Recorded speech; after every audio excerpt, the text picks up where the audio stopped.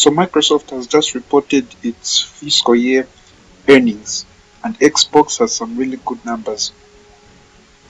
Welcome to Sweshi Gaming, guys. This is just a quick report on the Xbox division. So apparently Microsoft just had a quarterly report, and of all the divisions, I think the Xbox gaming division looks very impressive. So to get into it, the main number is in the last quarter. This last quarter that has just ended, the Xbox revenue increased to 64% when compared to last year. This is a big deal because the Xbox division is thought of to be much of a loss by most people. It's good seeing that the Xbox revenue has gone up by 64%, and this is probably due to a number of factors. The fact that people are staying home, playing more games, buying more consoles, subscribing to Game Pass and things like that. So overall, it's a very, very good quarter for the Xbox division, which has actually closed the year on a very, very good foot for them. So we begin the next quarter, beginning the next fiscal year, this quarter. So in that 64%, 49% of the growth, we have 49% growth on Xbox hardware, which is also impressive considering that we are at the tail end of the Xbox One generation. Normally console sales are supposed to reduce during this period of time because we are expecting an Xbox Series X around November. So having an increase in sales by 49% when we compare it from last year is a good number. So lots of Xbox devices have been sold in this period when people have been home. Then of course we have 65% growth from increased Xbox content, services, games, and the demand was about 65%. So that's also another impressive number. So when all is added up together and averaged, we have about a 64% year-over-year growth, which represents about $1.3 billion in this quarter. Very, very impressive numbers from Microsoft.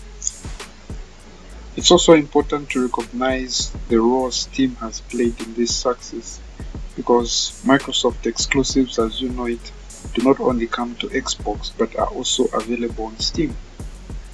When the Master Chief Collection launched back in December, it was the top-selling game and had millions of players in the first month. Same is true for a number of other games that launched straight into Steam. Sea of Thieves has just hit 15 million players, for example. Part of the numbers coming from Steam sales, and together, especially those two, Master Chief Collection and Sea of Thieves, they've continued to be Steam's top sellers month over month so far. So the gaming revenue is also coming from Steam as well, not just Xbox, and I thought it's important to also just mention that. In other news, so Amy Hood, the CFO at Microsoft, she's the one who basically does the bookkeeping, the chief financial officer. She's the one with the checking, if you will, the final checking happens with Amy Hood. So she's reportedly said that the Xbox Series X is on track to launch in November.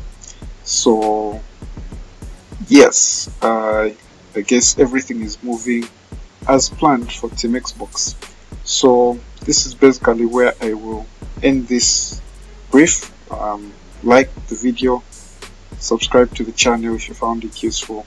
What do you guys think about Xbox having a good, impressive quarter, having a good fiscal year overall? And do you think Game Pass is perhaps the reason for all of this? Of course, the COVID pandemic has a huge effect. I expect that Sony and Nintendo have also had really, really good really good numbers as well. But I'm especially impressed with Xbox because everybody almost thinks Xbox is a loser at this point when compared to Sony and Nintendo. So seeing that they have strong numbers financially, backing up this quarter, backing up the last fiscal year is an interesting point. Definitely Xbox Game Pass with its over 10 million subscribers has had a huge role. But also the several offerings of the Xbox console, the One X, the One S, the One S or digital edition. There's just a lot of opportunity. So the most powerful console, but also the cheaper or digital edition console. I think they all had a role to play. Then the services, particularly the fact that in the last quarter, Game Pass has had Grand Theft Auto coming. Then it was replaced, and we have Red Dead Redemption in Xbox Game Pass right now. So that is also probably drawing more people into the Xbox Game Pass ecosystem, and I think that's what Microsoft is pushing for. And I think this is a period where people can actually test out what Game Pass is like, and I think that's what Microsoft wants in the long term.